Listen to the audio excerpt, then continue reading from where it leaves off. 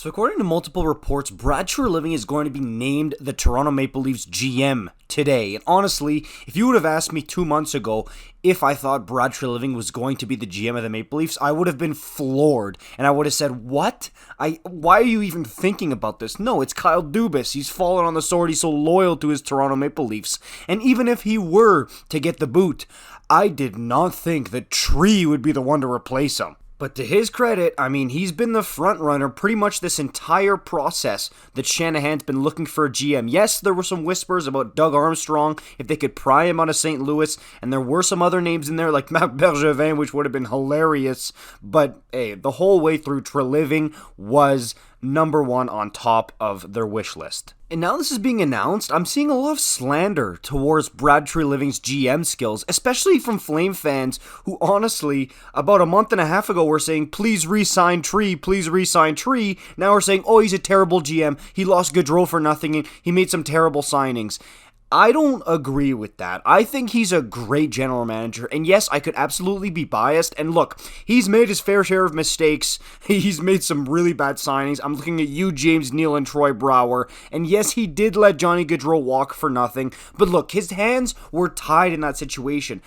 I always said I would be furious at Treliving if he let Johnny Gaudreau walk in free agency. It ended up happening, but honestly, I didn't blame the guy at all. That was Johnny Gaudreau pulling a Houdini trick. But there is two things that I will say, probably the two biggest mistakes he made as Flames GM. Open your ears for this one, Leaf fans.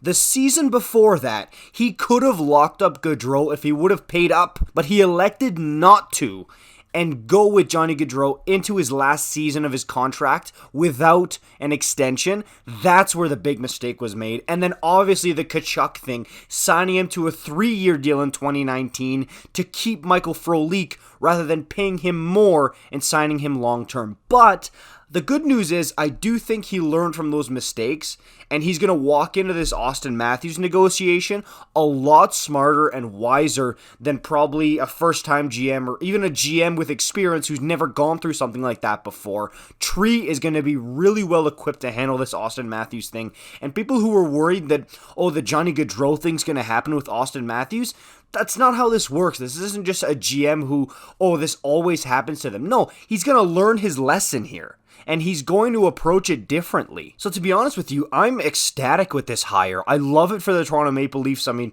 one of my favorite teams, and now they've got one of my favorite general managers ever. So I think this is going to be a really good match. I think he's going to make the Leafs better. And Toronto, smile here, be happy. This is a good GM hire for you. I mean, I'm seeing people like it's doomsday, like, no, I can't believe we got Treliving, he's sucking. No, this is a good hire for you guys. Rejoice, Leaf fans. I'll see you in the next one. Peace out.